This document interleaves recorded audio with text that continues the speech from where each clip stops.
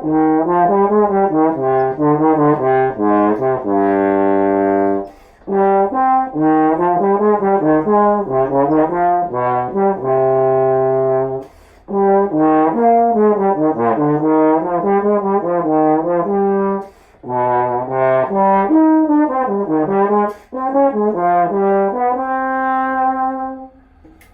YouTube, welcome back to another video.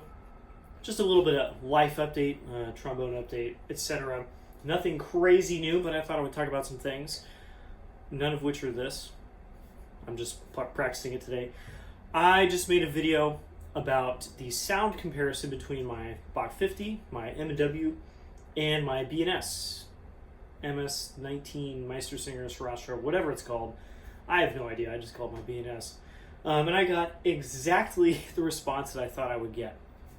The B&S is so good in situations like this room. Smaller spaces, playing at lower dynamics. It has so much color, has so much presence at those kinds of settings. And it is perfect for it. The 50 is a little bit constrained by the space and dynamics and all that kind of stuff. It's like, yeah, still sounds good, but the actual capabilities are more than this room can account for. So the B&S sounds better in this one instance. I have a feeling if we played them side by side in a section, in a larger space, thoughts might be different. I really like the 50. I'm not going to sell it based on the comments, so I'm not worried about that. I posted that, I listened to it, I'm like, yeah, that seems just about right. The B&S has all of that massive, great sound that just comes across so well, especially with this setup. And the Bach has some really great characteristics and qualities that are not transferred via the microphone of my iPad in this small room. So I'm cool with it. I just thought that was really interesting, that I was like, yep, a lot of people are going to say, I like the B&S more. And that's exactly why. And that's why instruments like that have typically won out when I make sound comparisons like this. My Bach, or my Yamaha 630, when I had that, a lot of people really liked it, and I'm like, that's interesting because in real life it's a rather bright, kind of direct instrument, but at lower dynamics it has that kind of color and quality to it that in the space, playing that kind of music, sounds pretty good. But if you put it in a recital hall versus one of my Bach 50s, you'd kind of be like, huh, that's a totally different sound. So a lot of that due to the space. I just thought that was really interesting. I've recently acquired a bunch of what people would term kind of snake oil things. They're not all snake oil, and honestly, they all actually work. Like the Trombolizer counterweight. It's just this, for a counterweight, this is a very light weight that magnets to itself and fits on Bach-sized braces. And it's really interesting. It's a nice, light counterweight. Normal counterweight, and I have several, is rather large and rather heavy. So great on straight horns, stuff that really is nose heavy. But on something like this is an almost balanced instrument. It's kind of okay without the weight. I usually play it without. But when you put this on, it's fine. It's balanced now. And I think a lot of large tenors in the modern world are kind of like that. And so you see some people using these trombolizers, and one, yes, it actually, makes the horn balanced, but it changes how the horn plays too. I still can't decide if I like it more on or off.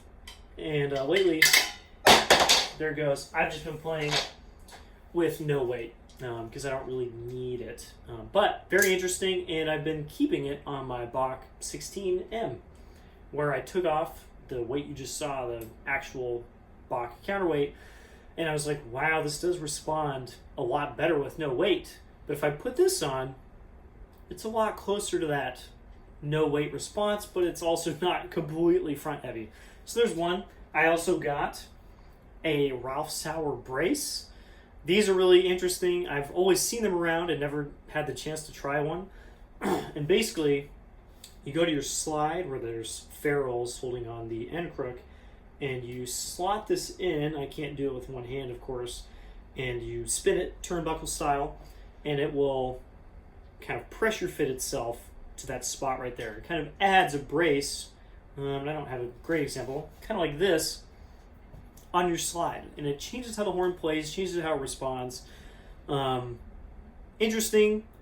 I personally, on any of the slides that I have, it just makes the horn a little more front heavy and kind of slows things down. I think, especially on cons, and we'll talk about this with my next snake oil item, especially on cons, a little more weight in certain places really makes the horn better. And Ralph played cons, so I think this makes a big difference on some horns like that. My last one is the Calder Tone Halo. This is a nice machined piece of brass with a chunk cut out of it, and you put it on bells. Just like that.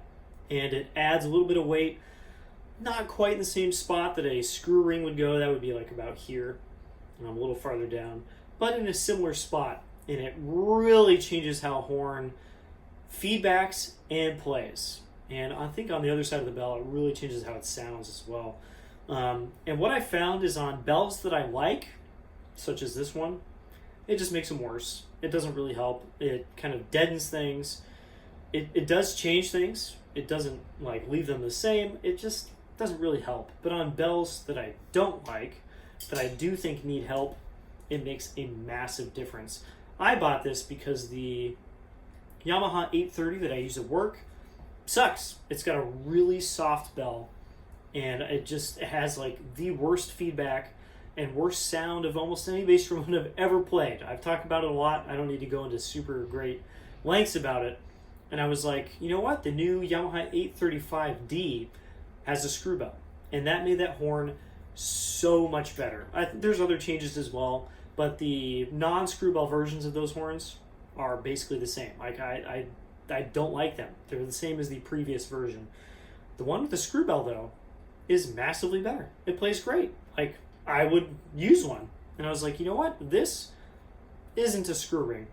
It's not cutting the bell and adding the ring, but it's as close as you can get without doing any kind of invasive surgery. And so I bought this, and I've used it at work on that instrument several times. I usually put it on like this so that most of the weight is on the inside of the instrument.